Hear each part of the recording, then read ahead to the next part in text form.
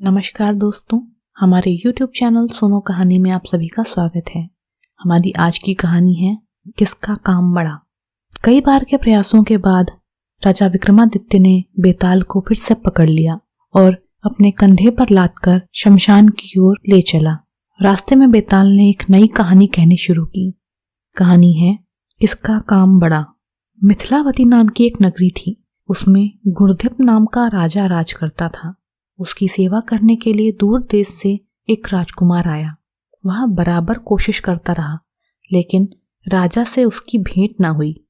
जो कुछ वह अपने साथ लाया था वह सब बराबर हो गया। एक दिन राजा शिकार खेलने चला। राजकुमार भी साथ हो लिया। चलते चलते एक वन में पहुंचा। वहां उसके नौकर चाकर बिछुड़ गए। राजा के साथ अकेला वह राजकुमार रह गया। उसने राजा को रोका।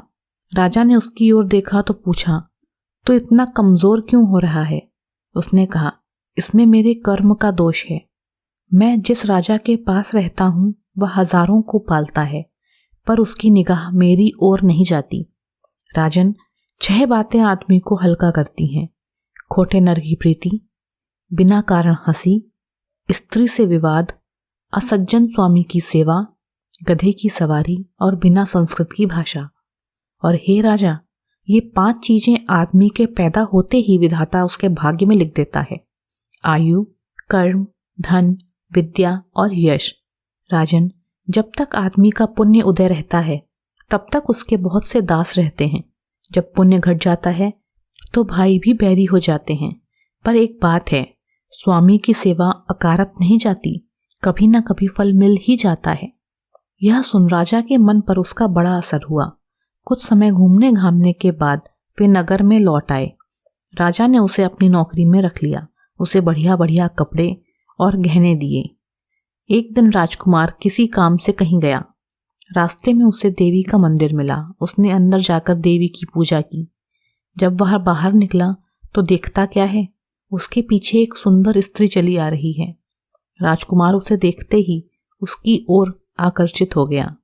स्त्री ने कहा, पहले तुम कुंड में स्नान कराओ, फिर जो कहोगे सो करूंगी। इतना सुनकर राजकुमार कपड़े उतारकर जैसे ही कुंड में घुसा और गोता लगाया कि वह अपने नगर में पहुंच गया। उसने जाकर राजा को सारा हाल कह सुनाया। राजा ने कहा, यह अचरज मुझे भी दिखाओ। दोनों घोड़ों पर सवार होकर देवी के मंदिर पर आए। अंदर जाकर दर्शन किए और जैसे ही बाहर निकले कि वह स्त्री प्रकट हो गई। राजा को देखते ही बोली, महाराज, मैं आपके रूप पर मुग्ध हूं। आप जो कहेंगे वही करूंगी। राजा ने कहा, ऐसी बात है तो तू मेरे इस सेवक से विवाह कर ले। स्त्री बोली, यह नहीं हो सकता, मैं तो तुम्हें चाहती हूं। राजा ने कहा, सज्जन लोग जो कहते हैं उसे निभाते हैं, तुम अपने वचन का पालन करो।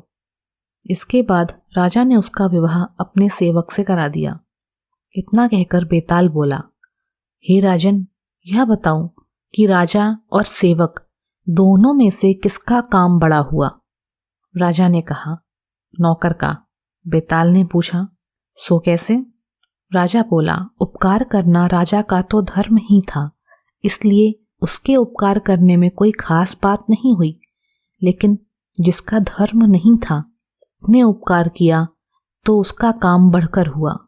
इतना सुनकर बेताल बोला, शाबाश विक्रम, तुमने एक बार फिर से सही जवाब दिया है।